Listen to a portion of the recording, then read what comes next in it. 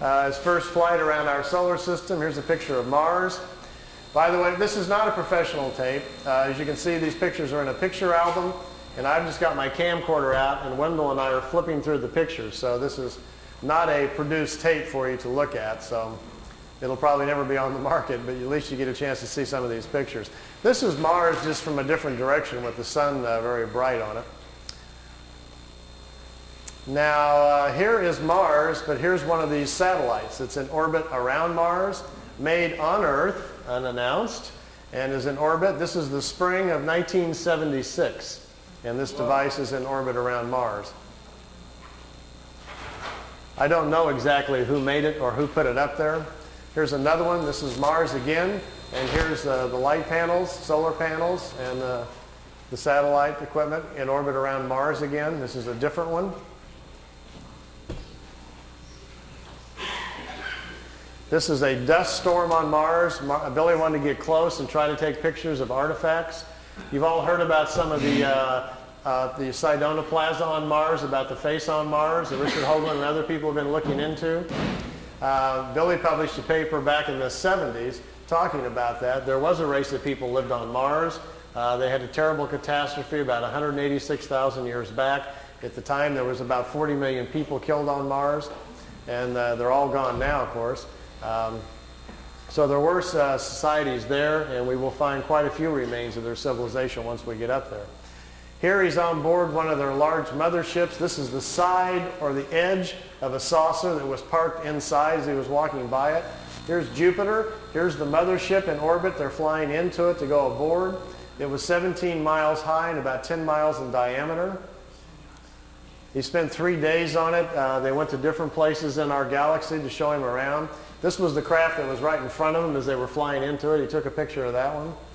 Here, again, is back at Mars. These aren't in any particular order. Here's another object in orbit around Mars, and look, here's an American flag on it. So there's a couple of things that they put up there that the military's put up that we don't know about. This is a picture of Billy in a suit. He's on a prehistoric planet to see the dinosaurs. He's got a breathing apparatus on. This is a Pleiadian man, and they've stepped outside of the ship so he can see the animal life on this prehistoric world. Got his picture taken too. It's pretty good. This jumps back here to, remember the Apollo-Soyuz hookup, us and the Russians back in '76? Billy asked him if he could go up and watch it. They said, okay. They took him up. There's several pictures here of the Apollo-Soyuz hooking up with Earth in the background.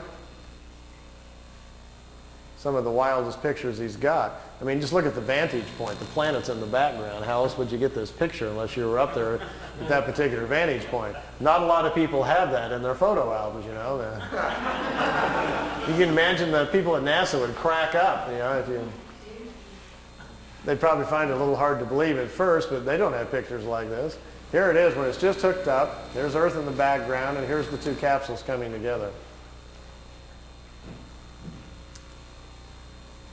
This is the top of the mothership. There's windows, but there was nobody in the windows as they came into it. We really missed out here. Billy shot, he said, 3 or 4 rolls of film inside the mothership, talking to people and going up and down the halls and so forth. He lost all of the pictures. They were all stolen from him. We've only got 2 or 3 of them left, and they're really practically nothing. This is a prehistoric Earth. They're back in time. That's Earth in the background. That's a moon in front of Earth, and he's looking over the surface of another moon. At that point, they told him there were 2 moons in orbit around planet Earth. We think we're about 60 million years back. Here's another picture over the surface. Neither one of those moons is currently the moon that's in orbit now. The moon that's in our orbit now, they say, has only been there around 5 million years. Look at this one. This is another piece of equipment in orbit around Mars, and it's huge. It's like a space station. And it's in orbit around the planet. It's also from Earth. We haven't heard anything about that, have we? Here's the dinosaur pictures. Billy's back inside the ship, and there's a viewing screen in the craft, and he says he's taking these pictures. Here's our first dino. He's got kind of gold-brown skin, got large hind legs, short forelegs, and a head that looks kind of amphibian, like a vegetarian type. Here's the second one. There's a bird here apparently dropping some food or something. Is that Charles? Charles dropped his food. This one's pretty hard to see. Here's the head of some sort of creature crashing through some bushes here. It's hard to tell. I know it's probably hard to see these anyway from back there, but